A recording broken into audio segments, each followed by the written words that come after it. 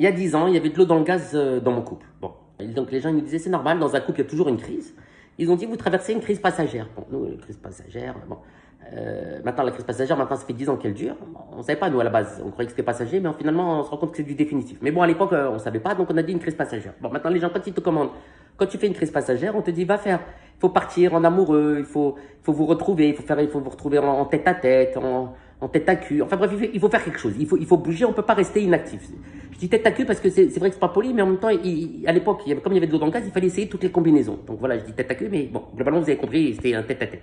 Bon. Bref, on s'en fout. Le problème, il n'est pas là, on s'en fout, on se disperse. Donc maintenant, on me dit, il faut vous retrouver. Qu'est-ce que je fais moi? Ni une ni deux, je réserve une maison à la campagne. Mais attention, quand je parle de la campagne profonde, hein, avec les champs de colza, avec les fermes, avec la petite église et son clocher, avec le monument aux anciens combattants. Pas Deauville, hein. Ah non, Deauville à côté, c'était Las Vegas. On arrive à la campagne, maintenant on arrive avec la voiture, il n'y avait personne. Mais quand je vous dis personne, c'est-à-dire, il n'y a personne. À chaque fois que je tournais la tête à droite, à gauche, partout, à chaque fois que je tombais sur ma femme, je disais, encore toi? Elle me disait, oui, elle me dit, c'est normal, elle me dit, il n'y a que moi, il n'y a personne, il n'y avait personne. Bref, tu croises personne, tu croises que des chats. Voilà. Et dans ce putain de village de la campagne française, tu croises que des chats. Et même les chats, à un moment donné, je parle à un chat, je dis, dis-moi, toi, il n'y a pas un propriétaire, comme ça, tu erres, c'est un chat errant. Il n'y a pas un... Bon, le chat, il m'a regardé comme ça, on s'en fout. Il m'a regardé, même lui, il a senti que le chat, il trouvait qu'il n'y avait personne. Donc, on se retrouve avec ma femme, il n'y a personne. C'est-à-dire que tu peux mourir, hein. Tu peux rester dans ta voiture si tu tombes en panne, tu peux mourir sans que personne te retrouve. Bon. Ce jour-là, je vais vous raconter, tu as peut-être une chance qu'on te retrouve, et c'est ce qui s'est passé pour moi. Maintenant, on arrive dans la maison, on prend les trucs, on arrive, maintenant, il n'y a personne, on est là, elle et moi, elle me dit, je m'angoisse, il n'y a personne. Je dis, bon, maintenant, on nous a dit, il faut retrouver tête à tête. On est en tête à tête, tu me dis, il n'y a personne. Bon, j'ai dit, si c'était pour rester avec du monde, on restait sur Paris.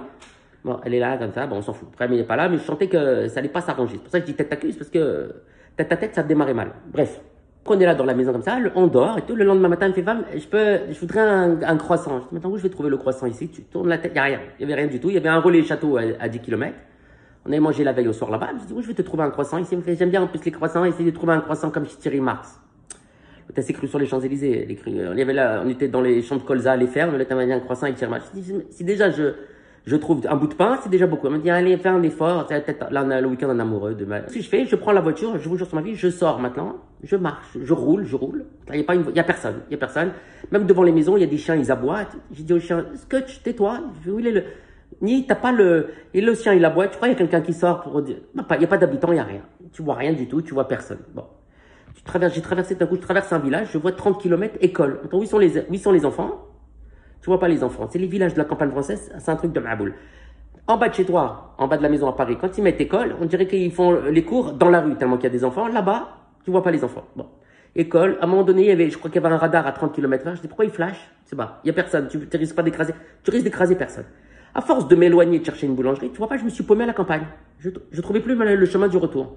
Maintenant, moi, en angoisse, alors maintenant, je vais pour prendre Internet, pas de réseau. Il n'y a pas de réseau là-bas. Là-bas, tu peux mourir sans que personne te retrouve. Ce jour-là, coup de bol, qu'est-ce qui se passe? Une chance qu'on me retrouve, je l'ai eu. Il y avait l'hélicoptère de la carte au trésor. Vous vous souvenez de l'émission La carte au trésor? Il y avait l'hélicoptère de la carte au trésor.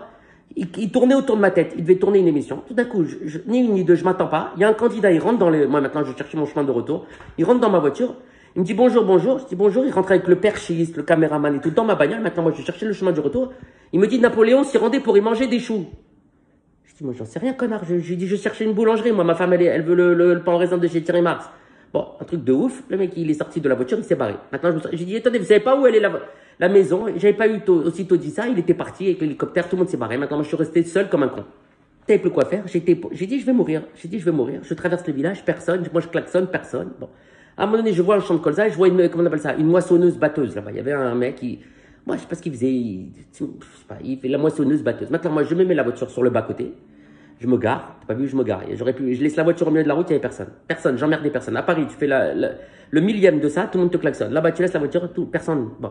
Et je fais des grands gestes de la main pour être le fermier, là, pas le fermier, l'agriculteur. Maintenant, le mec, il sort, il me voit, on aurait dit que j'étais un extraterrestre. Il me dit bonjour, je dis bonjour. Je voulais pas, moi maintenant, je voulais pas tout de suite engager, je cherche la maison, je voulais pas passer pour un con, je commençais à discuter avec lui, ça va.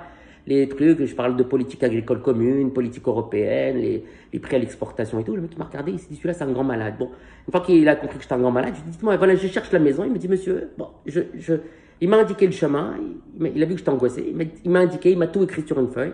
Bon, je suis rentré, ma femme elle m'attendait, ça fait 1h30 que j'étais parti. Maintenant, tu crois qu'elle te dit, le week-end en tête à cul, la tête en amoureux, tu crois qu'elle te dit où t'étais, où ça va, t'es mort, où t'as disparu, rien du tout. Elle m'a dit, t'as le croissant? J'ai dit, le croissant. On est l'heure du déjeuner, je suis parti au petit déjeuner, je suis arrivé au dîner. Je lui ai dit, tu veux le croissant? Viens là. Bon. J'ai dit, dis-moi, j'aurais pu mourir, elle s'en foutait, complètement. Bon, bref, elle m'a dit, j'ai m'angoisse, je peux pas rester ici, je veux rentrer à Paris. Je lui ai dit, mais si on rentre à Paris, où il est le week-end? Comment on fait pour tirer faire le point, faire le bilan de notre vie, de notre couple? Elle m'a dit, non, ça va mieux. Elle m'a dit, si je reste là, c'est là où ça va aller pire. Elle m'a dit, il n'y a personne, on s'emmerde. J'ai dit, va courir. Elle ne peut pas courir, parce qu'elle, l'hôtel est dans les, Patrice Holm, là, elle fait les trucs, elle s'angoisse, elle voit les émissions où il tue les femmes dans les jogging, bref, un truc de ouf. Elle t'angoisse. J'ai dit, bon, alors on s'en va, elle m'a dit, on rentre. On a rentré, j'ai loué la campagne la campagne à Paris, la campagne parisienne, j'ai rien compris. Ce week-end, en amoureux en tête à tête, tête à cul, tête ce que vous voulez, j'ai rien compris. Jusqu'à maintenant, j'ai rien compris.